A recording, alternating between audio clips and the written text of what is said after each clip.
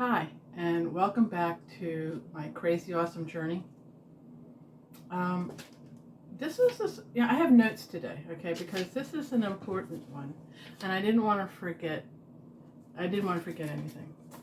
I've lived in Florida for decades, and anybody who is the um, on the coast in Hurricane Alley um, always needs to be prepared for a disaster such as a hurricane. Now, some of this can be used for any disaster, and I'm going to apologize up front because right now I have a pretty reasonable migraine, but I wanted to get this done, and because there's a storm out there.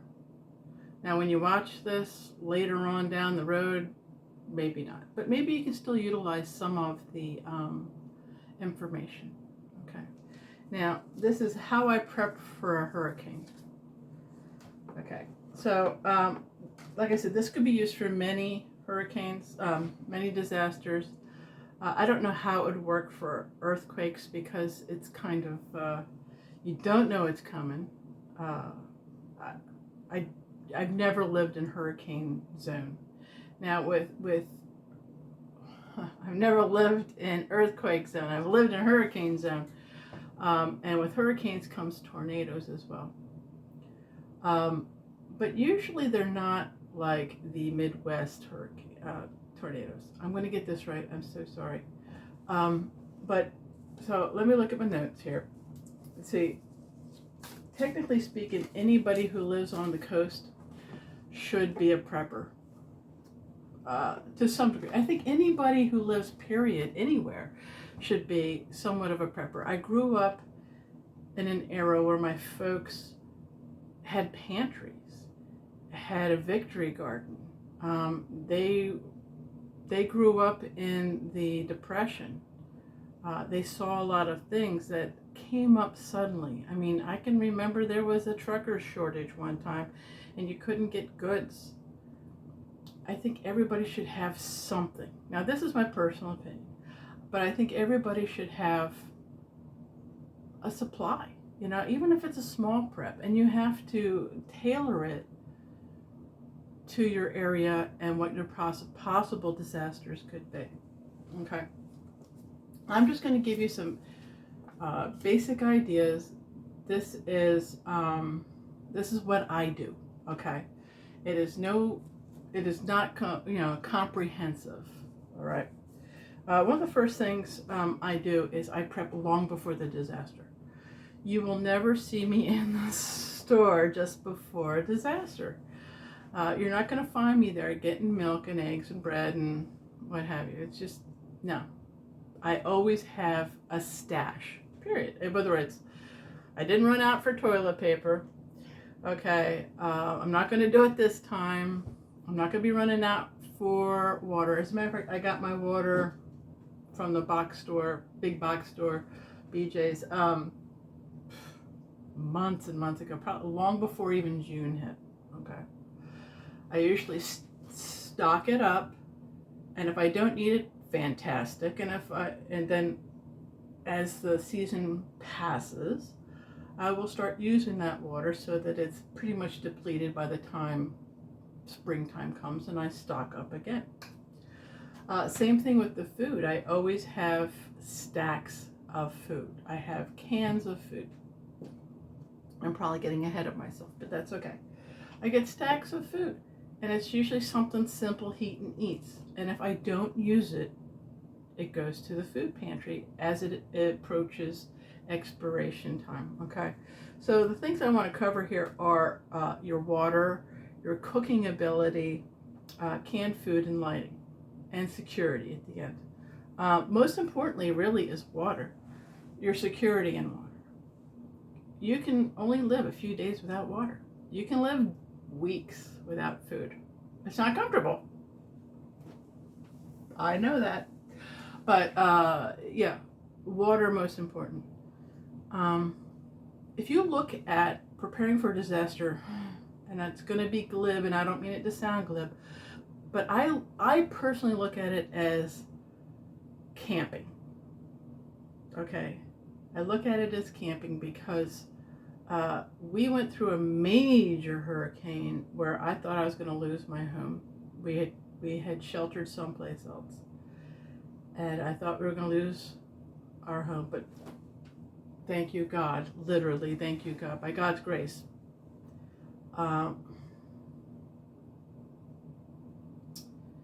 we still had a home. And by all rights, we shouldn't have. We lost a few shingles, a mailbox, some screening off the lanai. Kept our lives, which was more important than anything. And this was decades ago. And if you go through a major,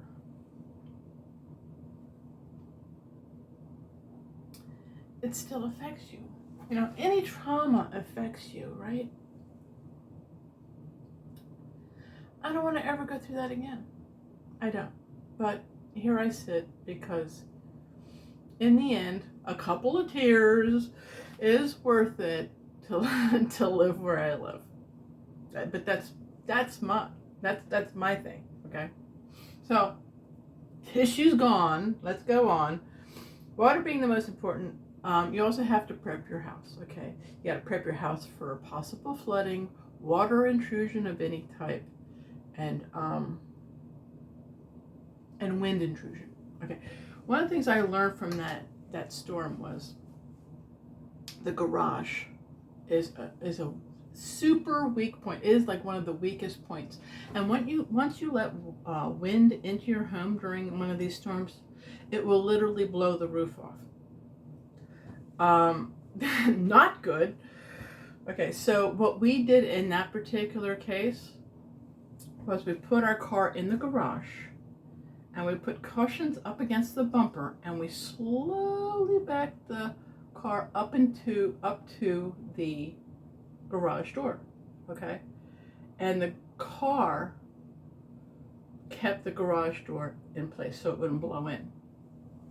Now there are certain things that you can buy, and well, you know, we're cheap and poor, so I mean financially poor, but that's about it. But so we didn't really have the money to spend on that. Not only that, it was one of our first years here, and we weren't really prepared, but we learned a lot. You also need to have tarps, but we'll get into that, of which, by the way, I don't have right now. But like I said, you won't find me in the store. Okay, here's my stash. All right, this is what I keep around. I keep this year round, okay, because I live in Florida, lightning capital.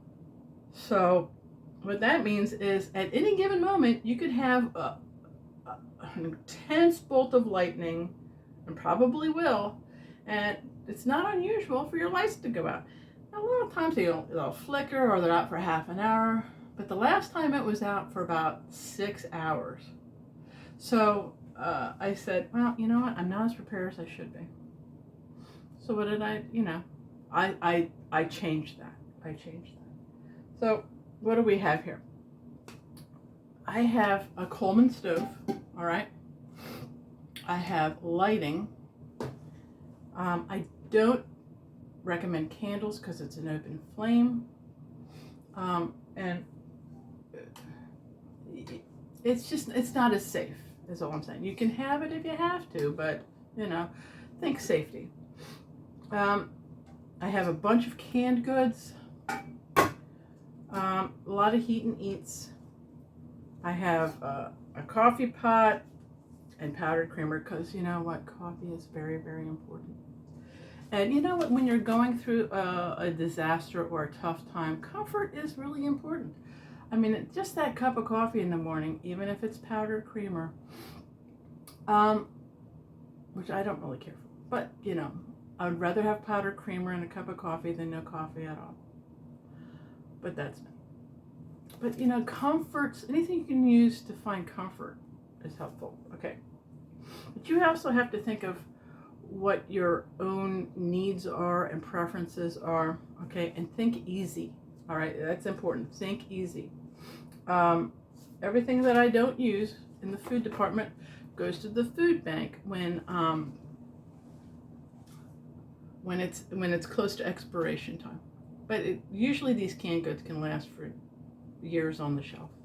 All right. Now, water being the most important thing, okay? Pardon me. Now, like I said, I get my bottled water ahead of time. I get cases of it. I usually have like 3 cases. Now, there's just the 2 of us. We have a couple of cats. And these are great to take out on the road later, you know, after the hurricane season has passed, okay? The other thing I do is I save my milk containers or any other container, juice containers, whatever, and I fill it up with drinkable water. Now, I put these in the freezer. I have a standalone freezer, and if you have it packed and you have it, hold on, there goes the brain again. If you have it packed and you don't open it for 48 hours, the stuff will still be good. And there's a certain trick where you can put a quarter on a frozen block of ice, and if it drops in, you know that it's defrosted some. Okay. But here's what you do. You know, you fill it up with water, make sure you leave some space, and then I squeeze it to the top, and then I put the lid on. Okay, well, I'll do that for right now because this one is going in the freezer. Now, I do this year round too because it makes your freezer more effective. I usually pack up my freezer full of meat. That's usually my meat freezer. And then as I utilize stuff and it starts to thin out in there, I put in a bottle of water. Like I said, I squeeze it up because water expands. Okay, when it goes into the freezer and it freezes, water will expand. So you want to give a little space, all right? And if by chance you do run out of power for a period of time, and you may lose your meats, but you'll always have drinkable water. You don't always have to buy the bottles, okay? You can just do what I did, all right? So the next thing, my routine, okay? The under the water thing, continuing with the water theme. First of all, I get paper plates, plastic spoons, anything that I don't have to wash because you're limited in your water, okay? So anything that will reduce the water usage because you don't know how long you're going to be without water and power. We were without water and power for 10 days. My house basically became a glorified tent. That's all it was. It was shelter from the storm, which I was grateful for, but there was no conveniences. But if you prepare for those, you can get a generator. That's going to be up to you. I personally have not chosen, and I'll get to that in a second. I buy paper products and plastic products so that I don't have to wash it, don't have to utilize the very precious water you will have. Now, if you have a lot of places in Florida are on well. If you lose your electric, you're going to lose your well. Okay? Now, where I'm at right this second, I am not on well, but you could have contaminated water. Okay? That's still a possibility. So I still prep for water. The other thing I do is I wash everything ahead of the storm. I wash all my dishes. I wash all my clothes. One thing I learned from that storm was that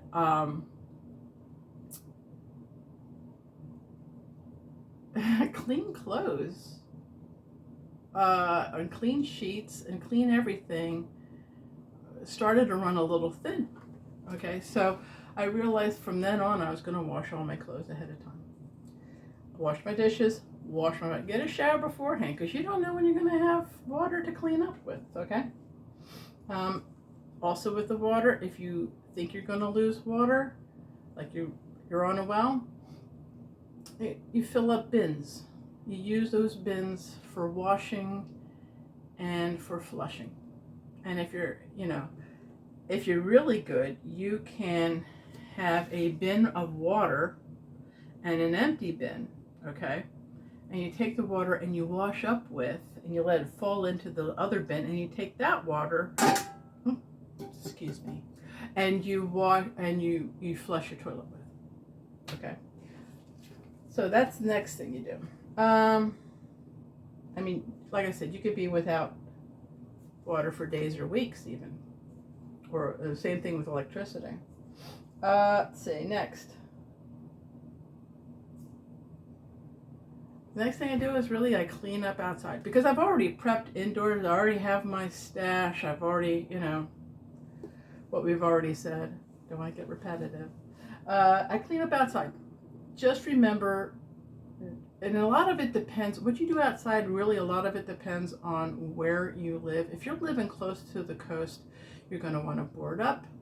You're going to want to take down everything. I mean, no matter where you are, you should take down everything. But if you're living inland, I mean like really well inland, you're probably not going to need to board up. But if you're living within, say, I don't want to give a reference, but if you're living along the coast, you're going to probably want to board up, because once again, you don't want a wind breach. A wind breach is going to take off your roof.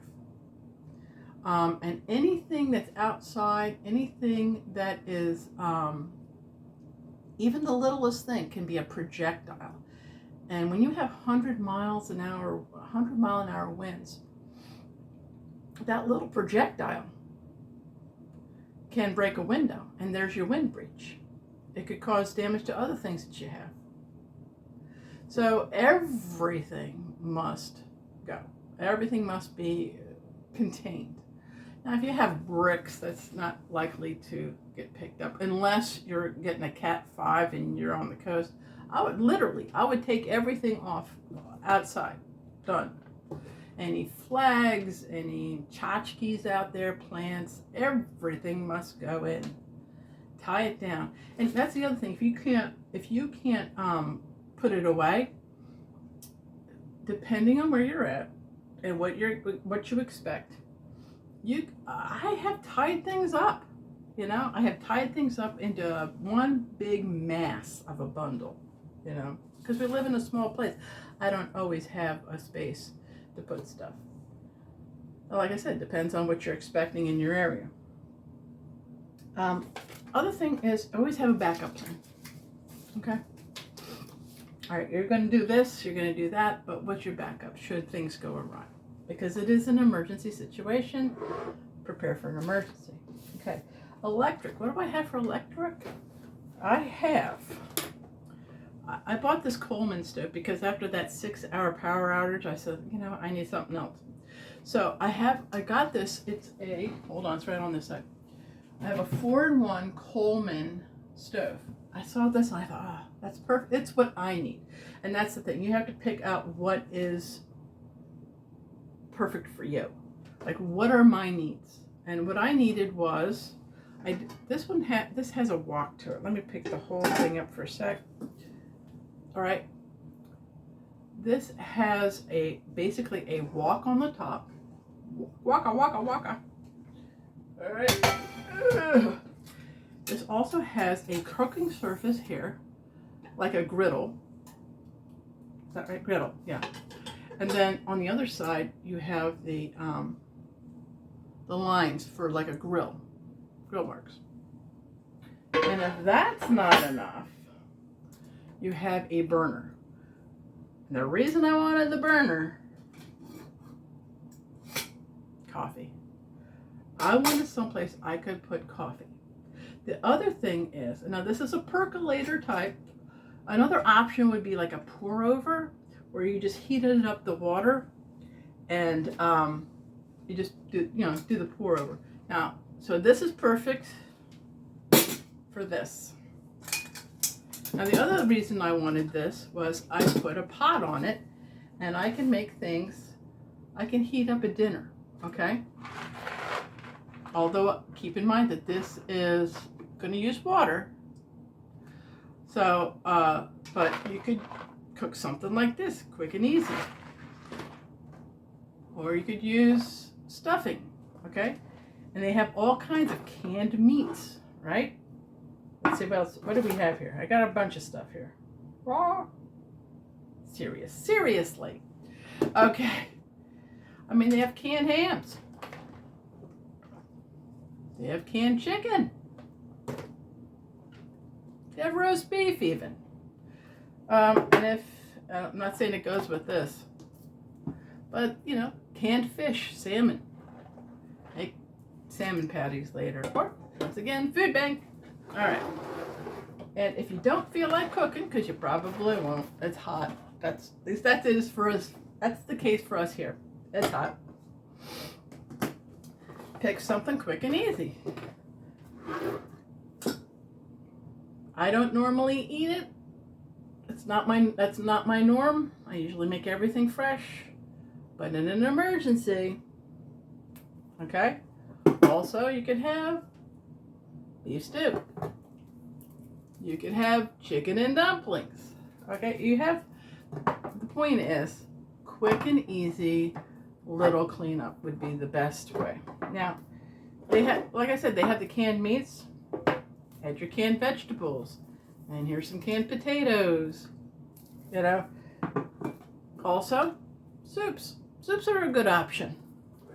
Now, the other thing is you're gonna want some snacks, right? So, I mean, there's always crackers and canned fruit, granola bars. Peanut butter's always good. It's always good to keep in your pantry. All right, anything else that I have got? Okay, so that's cooking. All right. The other thing is I have these are camping lights. These are solar powered camping lights. All right. Got everything off of Amazon, by the way. Now, these have a solar cell on it to help charge it. Now, it also has, this particular one also has a USB or whatever the heck it is. Whatever, you can charge your phone. Doesn't work. Okay, but I'm going to blind you, hopefully. And usually I'll stick these outside before the storm gets here. It really will light up your room in a dark room, okay? Oops. And then what I like about these is you got a little handle, okay? So that's what I use. Also, I have a reading light. You know, I have the ones that have a little band that goes around that has little lights at the end. Perfect for walking around the house. All right. All right. Now, question is, do you want to use a generator? The first thing I'm gonna switch down to there because I am. All right. Hold on a second. If you think I'm together, girlfriend ain't together. Took care of that. Took care of that. Took care of that. Oh, the mackerel got an extra piece of paper here. And another one. Life ain't perfect, neither am I. All right, so generator. Question is, what power grid are you on? Now, I lived in it when I had the big storm. I lived in an area where the power grid wasn't attached to anything important. Right now, I live in in an area where the power grid is actually attached to the nearby hospital. So I know that if the electric goes out, that's going to be one of the first places they're gonna restore power is at the local hospital. So I didn't choose to get a generator. Now, that may be a problem later, I don't know. But generators are not cheap, and you kind of have to weigh your options on which is best for you, okay? Let's see what else.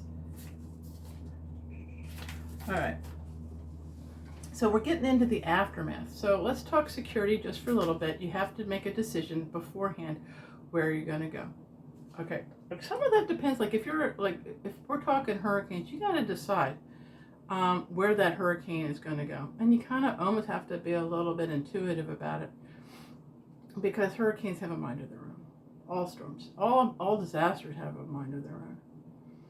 But you have to kind of decide, okay, like if I choose to leave, okay, because the rules are you You run from the water and you hide from the wind. So if you're not likely to be in a flood zone, you probably should stay in the area. Okay, I have friends that think because I live in Florida, I should just evacuate. Well, if I'm not within, say, 15 miles or so from the coast, take that number with a grain of salt. If I'm not in a flood zone, I probably don't need to leave the area, and all you're going to do is clog up the roadways for those that need to leave. So you run from the water, but you hide from the wind. So what's the next thing? What kind of structure do you live in? Where are you in relationship to the storm? Are you inland, or are you on the coast? Are you more likely to get the higher winds? Or you're more likely to just have a glancing blow? I mean, prepare for the worst, but, be reasonable. Life is really about using your brain and having some common sense. Okay, common sense can't be understated here. No, I should say can't be overstated, because it always is understated. Common sense is the thing that gets you through. That thinking brain, although sometimes mine lapses, I gotta admit, but that thinking brain is what gets you through troubled times. I got itchy nose, and I apologize again. All right, so where are you gonna stay? Is your structure going to serve you for the amount of winds you expect to get? If you're going to just be getting bands, now, like I said, you don't know, because I've seen storms that turned at the last minute. They weren't supposed to get there, but then they were. So, but that's just analyze your situation is what I'm trying to say, okay? All right, so where are you going to go during a storm? Where are you going to go after the storm, should you not have a structure? Okay, those are both important. Now, the other thing is, do you have pets? Do you have somebody that has a need for electricity all the time? Do you need to take that person someplace else? If someone's on, oxygen, or they need, you have special medications like insulin, for instance, that needs to be refrigerated. You need to take all of that into consideration. How are you physically? Can you move? Especially in this state, there's we're an older state, so there's a lot of people here that can't move very well. But, do you have any physical restrictions? Do you have any medical restrictions? All that needs to be taken into account. Are you going to, is there a battery operated fridge you can keep your insulin in? Okay, and this is going to be a long video, and I apologize. But I think we're wrapping it up, all right? So the next thing is, do you have pets? Where are your pets going to go? If you're going to evacuate, can you evacuate to some place that has a shelter nearby for your pets if you can't keep it at the resort or the hotel or whatever you're going to stay at? Just all these things you think about, all right? So moving on. The bottom line is prepare for any emergency, right? So the aftermath. Here's the problem with hurricanes. They seem to go on forever. You know a week in advance that the potential is coming your direction. And you're holding your breath. Am I in the cone of uncertainty? And then you watch it, okay? Hold on. Also, another thing to remember is always have propane. When it comes to the cooking part, make sure that you have propane, make sure you have batteries. You don't have to use a Coleman stove. You could use your barbecue grill if you have that. Just tailor it to your own needs. The other thing I want to bring up about security is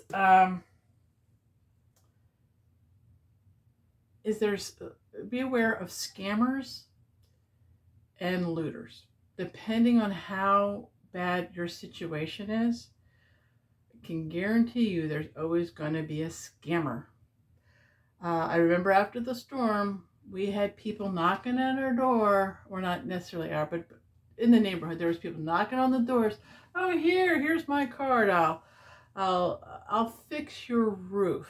We need a deposit. Well, you'll never see them again. And just because they have a business card does not mean they're legit. They need to have a license number, and you need to look it up. They will be out there, and if it's, if you're in a disaster area of some sort, you're gonna have looters. So, but most of the time, the looters are going to be rare, except for in certain areas. Like I said, it has to be pretty devastating for looters. But unfortunately, people don't think like you and I. And there are people that are going to take advantage of a situation and people. And just, that's just another be aware of. Okay. And as far as medical goes, make sure that you have plenty of your prescriptions. Make sure you have, make sure you have your aspirin and your Tylenol and whatever else you might want to. Anything that you use on a regular basis, especially medically, make sure you have that. But make sure that you, stock up on your scripts a little bit, because especially if it's supposed to be a major situation. All right. Okay. So now you have prepared for the storm, and you have gone through the storm. So now you have the aftermath. Now, sometimes it's just a matter of a couple of branches to be picked up. Sometimes it's a lot. Sometimes it's a little. All right, so we talked about scammers. That's usually, usually if you have a reasonable amount of damage, the scammers and looters, that's when they show up. But if you just have a couple of branches down, chances are you're not going to see. And you know what? For the most part, a lot of the time, and I'm stressing that for a reason, most of the time, you don't have huge damage. Now, don't get me wrong. There are certain areas where that eye wall hits. That's where you're going to have a big problem. But as the winds go out from that eye wall, they drop off logarithmically. Very quickly they start to drop off the further away from the eye wall that you get. And as soon as that eye wall starts to go over land, it starts to shrink.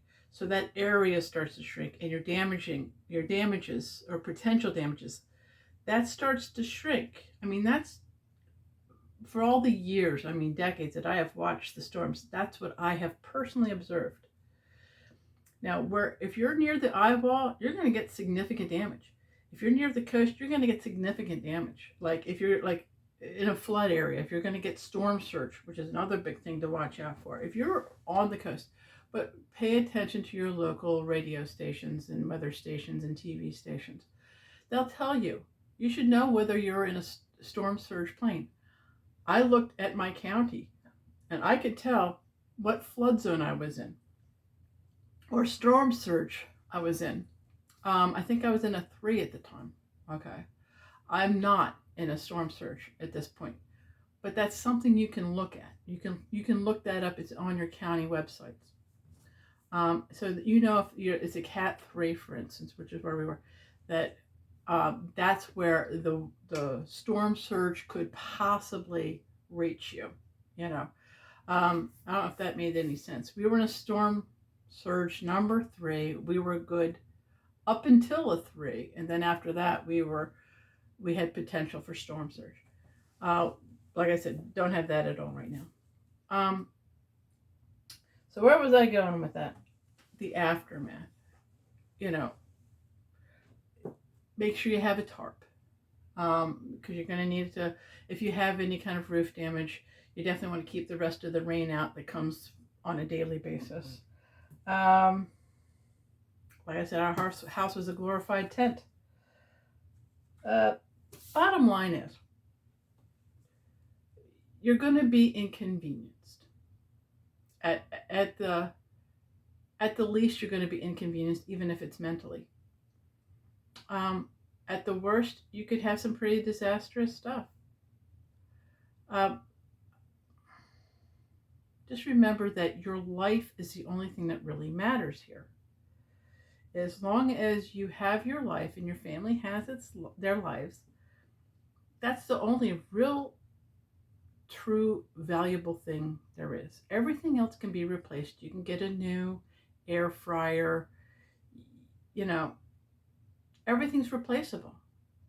It may cost you money, but it is replaceable.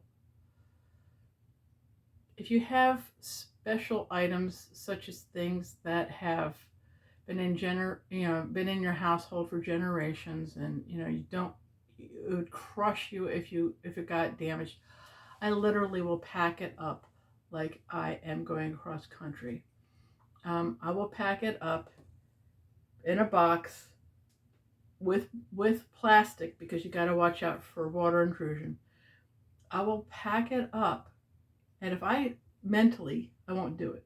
But if I can't mentally throw it against the wall and it survive, then I haven't packed it well enough. But there's only a few things that would fit that criteria. Most importantly is your life, and the life of your neighbor. This is a time where the neighbors need to get together.